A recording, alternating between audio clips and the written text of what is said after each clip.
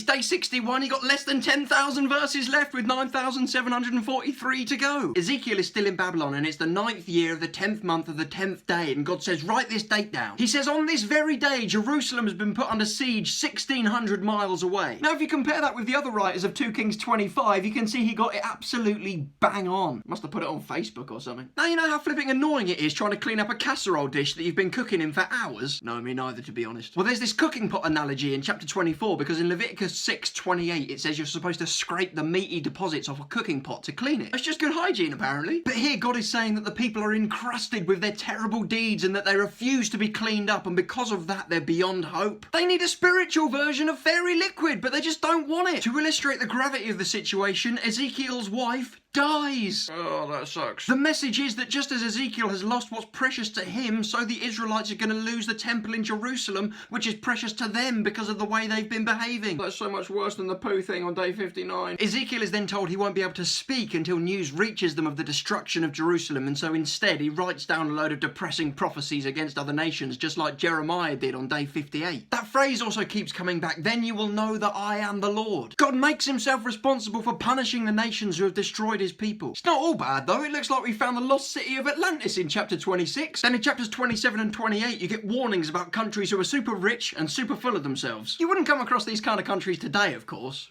Pharaoh gets in a load of trouble for oppressing the Israelites and for claiming he made the Nile himself. The king of Babylon is sent to demonstrate that Pharaoh isn't the big deal he says he is. News of Jerusalem's destruction comes in chapter 33, and with his voice box back in action, Ezekiel tells everybody that all the survivors will die from swords, plagues, or wild animals. Way to soften the blow, Ezekiel. In chapter 34, God promises to shepherd his people himself, and that the new shepherd will be from the line of David. This is all sounding kind of familiar. Tune in tomorrow for an episode of Funny Bones.